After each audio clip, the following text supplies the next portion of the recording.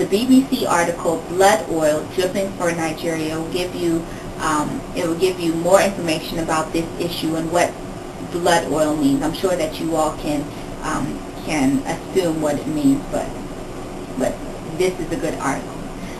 So do you mean blood oil? Do you mean the mortality, the problems of the mortality rate due to preventable diseases? Do you mean the ever-growing gap in literacy?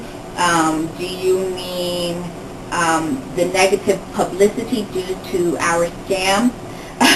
Do you mean the civil rights issues that we face? Or do you mean the corruption in government and leaders again?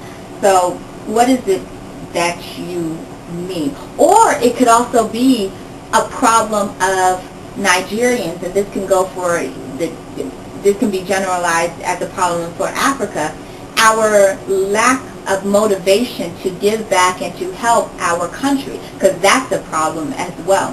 And so I don't know exactly what you mean by problems, but your question asks for solutions, and not only solutions, but immediate solutions. So without trying to tackle those big general issues, that it's not going to be anything currently that we can do. There's different steps that we can take, but in terms of more immediate solutions, I think that I will have to answer your question by addressing the problem of our lack of motivation to give back, because I think that that is a big problem. And I think that if we were to strengthen our commitment to Nigeria, that we will start to solve some of the bigger, more pressing issues, because all of them are pressing, but the bigger issues that Nigeria faces. And I think that it has to begin by us realizing that we have a responsibility and that we have to do it ourselves. Like I said in answering Cola's question, that we can't look to past generations and we can't look to future generations to do it. We have to do it ourselves. And actually, I think on the Facebook group, there's a Facebook group that I got invited to join that is entitled Nigerians That Think That the Older Generation Has Failed Us. And I was looking at that. I was like, well, why are we wondering, or why are we saying that the older generation has failed us? What about all the ways that we have failed ourselves by not giving back and by not realizing our commitments and our responsibilities, by not taking a more hands-on approach to solving the problem? And I guess part of the other thing is that, it definitely seems obvious that that's the best way to solve the problem, by just saying, everyone out there, please go and join this organization or donate these funds and give back so that we could solve some of the issues. It seems obvious enough to say that that is a realistic solution. But if it's so obvious, then why aren't people doing it? And why aren't people, joining organizations like Vesti's organization, Miss Abuja 2008 organization, Volunteer Nigeria? It's a way for Nigerians to give back, and just different organizations and different groups like that.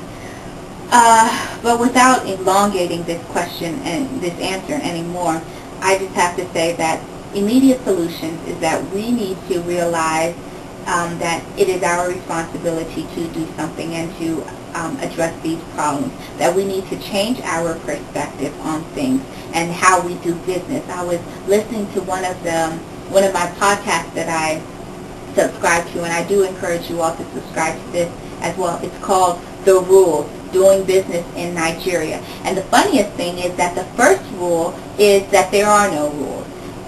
There are no rules of doing business in Nigeria because there's no consistency in the way that we conduct business. And this could be, and I would want to generalize this from doing official business, meaning company to company or organization to organization, or even and include in there even our interactions the way that we interact with different, with other Nigerians, and the way that we cause dissension and separations between tribes and things of that nature. And part of what the speaker on the podcast was saying is that we do need to, that she was trying to encourage this change in perspective. And if once you change your perspective and you start to create rules in which to do business and create or build trust among different people, then you can begin to change the way things are done. And that is the key. We have to change the way things are done in Nigeria in order to see even a hint of progress in Nigeria. And that's all I'll say to that, because I feel like I'm just talking about that issue. So that's definitely one of those issues that hits home with me. So if you have any comments about that or comments about what I said, please respond. It's really about dialogue here. So thank you, Rotemi, for your question. I hope I answered it. I know that I went on various tangents that really strike many different chords. So I hope I touched on a lot of that and at least got you all thinking about this issue. So Rotemi's second question: what is your favorite color? Okay, this is a fun question. My favorite color. I don't actually have a favorite color. I would say that my favorite colors are colors that I think look good on me, colors that I wear a lot, and yeah, those I would say were my favorite colors. And the colors that I think look fabulous on me are pink, and that's, hot pink, light pink, or the baby pink, it doesn't matter. Pink, green, black, and burnt orange. So I guess in a way those are my favorite colors, but on all official documents I always say that my favorite color is periwinkle. I know that many of you all have never heard that color before, but if you were growing up and you had a Crayola box of 64 crayons, then you have heard about that color. It's periwinkle. So do your research, figure out what periwinkle is, and let me know. I love periwinkle.